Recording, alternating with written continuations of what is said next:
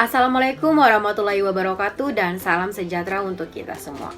Tak lupa saya ucapkan terima kasih dan selamat datang kepada Bapak Suwito SE MSI selaku dosen pengampu mata kuliah teori akuntansi, dan selamat datang kepada teman-teman sekalian. Perkenalkan, saya Fania Putri Radana Bahrudin selaku moderator dari kelompok 12 yang mana beranggotakan Dina Awaludin, Fania Putri, Radana Bahrudin, dan juga Nurul Fahira.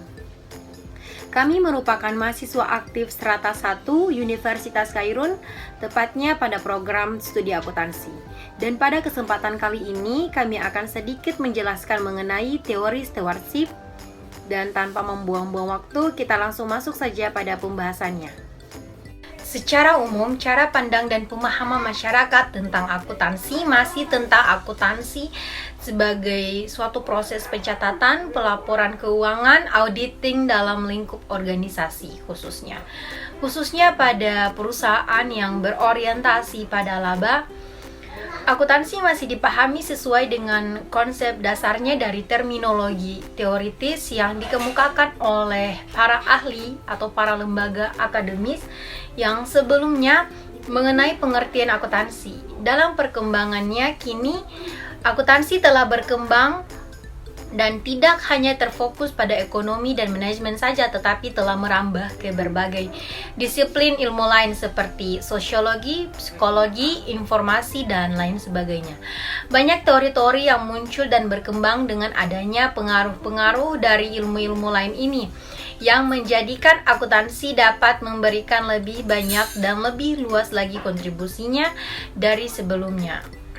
Dan stewardship teori ini merupakan salah satu teori dalam akuntansi yang muncul sejalan dengan adanya perkembangan akuntansi yang merambah pada disiplin ilmu lainnya. Teori stewardship adalah sebuah teori yang menggambarkan situasi di mana para manajer tidaklah termotivasi oleh tujuan-tujuan individu, tetapi lebih ditujukan atau diutamakan pada sasaran hasil utama mereka demi kepentingan organisasi mereka. Teori ini didesain bagi para peneliti untuk menguji situasi di mana para eksekutif dalam sebuah perusahaan sebagai pelayan dapat termotivasi untuk bertindak dengan cara terbaik pada prinsipalnya. Menurut Donaldson dan Davis tahun 1989 dan 1991. Pada awal masa perkembangan akuntansi sektor tahun 1957, teori ini telah dipakai sebagai suatu pendekatan untuk menentukan titik berat utama dari suatu laporan keuangan. Menurut Joko Susanto pada tahun 1994, hal ini didasarkan pada suatu konsep bahwa manajemen dari suatu perusahaan dianggap bertanggung jawab kepada pemilik untuk mengamankan kekayaan yang telah dipercayakan kepadanya. Jadi di mana pemilik bertindak sebagai prinsipal, bisa dikatakan seperti itu, dan manajer sebagai steward. Dan selanjutnya, menurut Ijirin dan dalam Daghat dan McCabe pada tahun 1997 memperjelas konsep tersebut dengan mengidentifikasi 3 partisipan dalam sebuah hubungan akuntabilitas atau pertanggungjawaban finansial suatu perusahaan itu, yaitu di mana keberadaan akunti, dan akuntor.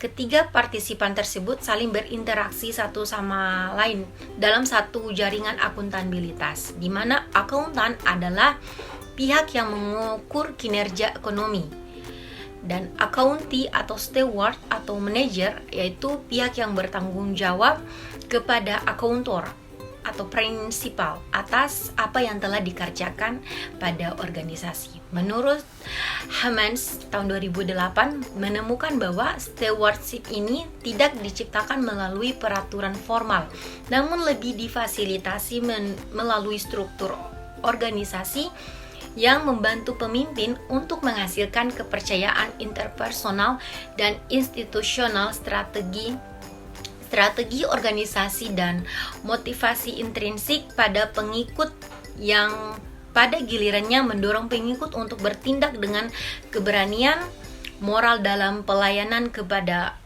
kepada sebuah organisasi. Agar perilaku stewardship dilakukan melalui pertukaran sosial, stewardship ini tercipta dari siklus berulang kali dari keputusan antar generasi. Teori stewardship telah diterapkan pada penelitian organisasi akuntansi sektor publik seperti organisasi pemerintah dan non-profit lainnya. Akuntansi sebagai driver berjalannya transaksi semakin kompleks dan diikuti dengan tumbuhnya spesialisasi dalam akuntansi. Raharjo 2007 berpendapat bahwa pendidikan stewardship memiliki akar psikologis dan sosiologis yang dirancang untuk manajer sebagai steward, pelayan, dan agen. Stewardship teori mendefinisikan posisi manajemen tidak didorong oleh kepentingan pribadi melainkan terfokus pada tujuan utama organisasi atau lebih pada kepentingan. Selain itu, steward tidak akan meninggalkan organisasi karena steward bertujuan untuk mencapai organisasi. Ketika steward dan pemilik tidak memiliki kebutuhan yang sama, steward akan mencoba untuk bekerja sama daripada menentang mereka. Mengacu pada teori stewardship, perilaku steward adalah kolektif sesuai dengan tujuan organisasi yang akan dicapai, misalnya penjualan atau profitabilitas. Perilaku ini akan menguntungkan prinsipal termasuk melalui dampak positif yang ditimbulkan oleh laba dalam bentuk dividen dan share price. Steward melindungi dan memaksimumkan kemakmuran shareholder melalui kinerja perusahaan. Oleh karena itu, fungsi utilitas steward dimaksimumkan. Kesuksesan steward dalam meningkatkan kinerja perusahaan akan mampu memuaskan sebagian besar anggota organisasi yang lain.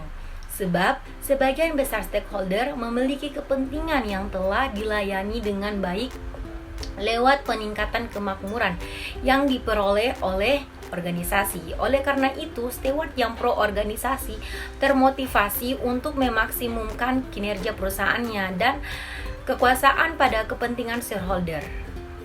Jadi kesimpulan yang dapat kami berikan yaitu stewardship teori ini merupakan salah satu teori dalam akuntansi yang muncul sejalan dengan adanya perkembangan akuntansi yang merambah pada disiplin ilmu lainnya.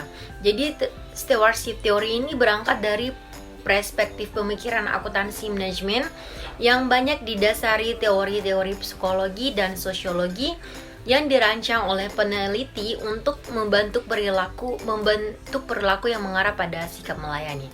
Jadi sikap melayani dimaksud adalah sikap yang menggantikan kepentingan pribadi dengan pelayanan sebagai dasar pemilikan dan penggunaan kekuasaan. Dalam pengelolaan stewardship teori ini, pengelolaan organisasi difokuskan pada harmonisasi antara pemilik modal atau principal dengan pengelola modal atau steward dalam mencapai tujuan bersama dalam sebuah organisasi. Sekian dari presentasi kami. Lebih dan kurangnya kami mohon maaf, dan kami dari kelompok 12 mengucapkan selamat menunaikan ibadah puasa Ramadan 1443 Hijriah. Wassalamualaikum warahmatullahi wabarakatuh.